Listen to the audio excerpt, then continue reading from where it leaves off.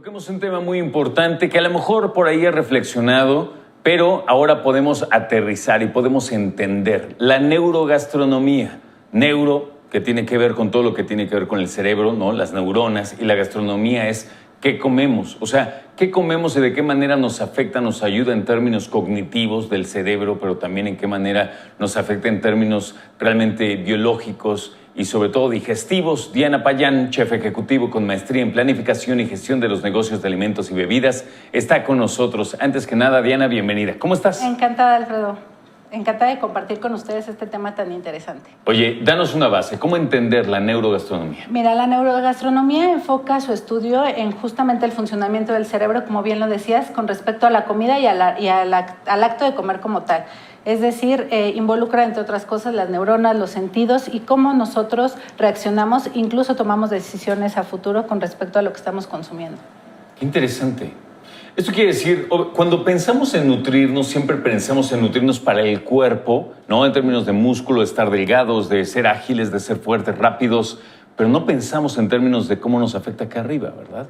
Exacto, es súper interesante cómo se crea esta percepción del sabor, ¿no? Es como si fuera una receta que pasa en microsegundos en tu cerebro, se va amasando toda la información que tú recibes por tus sentidos y además le puedes añadir otros ingredientes interesantes como son la memoria, la parte social, lo cognitivo, como bien mencionabas, incluso, por ejemplo, temas de instinto de supervivencia. Ah, mira. A ver, vamos a dividir, porque una cosa es qué es lo que como y cómo está afectando o apoyándome en términos cognitivos. Otra cosa es cómo reacciona mi cerebro a los sabores, ¿no? Exacto. A todo lo que yo estoy mezclando. ¿Cómo ves? ¿Cómo divido esa situación?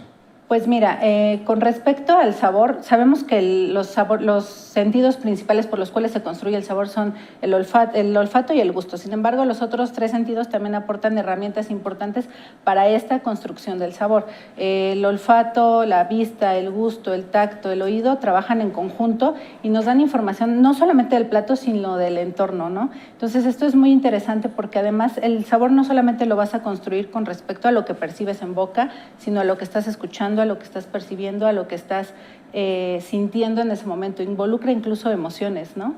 O sea, el amor a la comida también tiene que ver con la vista. Desde el momento en que cómo me presentas una comida, un platillo. Exacto. Hay estudios súper interesantes que hablan acerca de cómo cambia la percepción y la percepción del alimento y del sabor si comes en una vajilla bonita o en un plato desechable. Incluso cuando es una reunión en tu casa, es una reunión especial, sacas los cubiertos de la abuelita de antaño, de generación en generación, y hay estudios que indican que el peso del cubierto también involucra o también influye en cómo percibes ese alimento. Fíjate qué interesante, porque, y vamos siendo muy honestos, chef. De repente, cuando muchas personas llegan a un restaurante que tiene cierto costo en sus productos y cómo los presentan, dicen, a ver, a mí me están cobrando un dineral por una cosita de este tamaño, ¿no? Pero en realidad, cuando llegas, hay que ver en dónde está ubicado el lugar, el servicio que presta el lugar y además, como dices, desde la platería hasta los platos, ¿no? Todo esto tiene que ver. Y sabes que sí tiene razón. O sea, porque sí termina involucrándote cerebralmente y a lo mejor no te das cuenta. Imagínate cuando ya tienes toda esta información como profesional del área de alimentos y bebidas, solamente te queda esforzarte a crear nuevas experiencias, porque como bien dices, el foodie, el comensal, ya no va a sentarse solamente a vivir la experiencia en boca de lo que está probando, ya involucra otras cosas. Entonces, los restauranteros, la gente que nos dedicamos a este medio, tenemos una responsabilidad de estar creando experiencias gastronómicas, ¿no? Fíjate qué importante. ¿Cómo ilumino un lugar? Como para que además de todo lo que ya mencionamos, el comensal también experimente esa situación, como está iluminado, ¿no? ¿Cómo acondicionas las sillas? ¿Cómo pones la música? ¿Con qué música puede acompañar el tipo de cocina que tú haces, ¿no? Actualmente yo colaboro como directora operativa y creadora de experiencias en un lugar que, para empezar, ya es una experiencia neurogastronómica ir, ¿no? Estamos en el Ajusco, en la Ciudad de México, 25 minutos de periférico. Imagínate llegar a un lugar donde hay bosque, está en el camino ves pinos, empiezas a percibir eso. Llegas, te sirves, te sientes en una mesa que además es única en México, que está acondicionada con un grill al centro, en donde va a llegar un mesero, te va a presentar un display de 7 cortes de res espectaculares, eliges uno e inmediatamente llega alguien a poner una carbonera ya con la brasa encendida, ¿no? Entonces, el ambiente del Ajusco es friecito pero rico. Entonces empiezas a sentir el calorcito ya en la mesa y empiezas a entrar en ambiente. Cuando el grill ya está en su máxima temperatura, pasa algo que seguramente tú ya has vivido hasta en tu casa, el choque de temperatura del acero caliente con la carne a temperatura ambiente. Hace un sonido que ya te está estimulando el oído y además en ese mismo momento la vista, porque además estás viendo cómo se transforma un corte de carne enfrente de ti, no cómo sale de la cocina, cómo lo estás cocinando enfrente de ti. Si eres aventurado, te vas a animar a pedirle una clase al Grill Master y tú también darle la vueltita, ¿no? Claro. Y si no, pues solamente te queda esperar a que el corte llegue al término que a ti te guste, que además en ese tiempo tú ya estás percibiendo cómo se transforma y cómo va desprendiendo este olor de carnita asada súper rica con el carbón, que no usamos gas, por ejemplo. Y aquí ya estamos creando una nueva experiencia gastronómica, porque además, si vas con tu familia, con tus hijos, con tu pareja, estás sumando herramientas afectivas y de placer, ¿no? Hay sabores fílicos que por sí solos ya te gustan. La carne es uno de esos sabores, ¿no? Sin duda.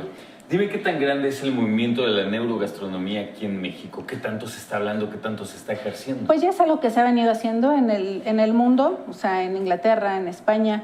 Y aquí en México, por supuesto que la gente, los creadores de experiencia, los chefs, los restauranteros se están esforzando mucho en generar este tipo de acciones, ¿no?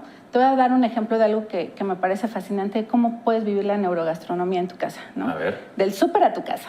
Y no es promoción. Hay una marca de pasta muy famosa que desarrolló un playlist en una plataforma específicamente para cocinar cada tipo de pasta que tú vas a preparar en tu casa. Okay. Es decir, buscas espagueti número 5, fusilli, fettuccini. El tiempo que dura el playlist es el tiempo perfecto para que tu pasta esté cocinada al dente. Qué bueno, de haber sabido.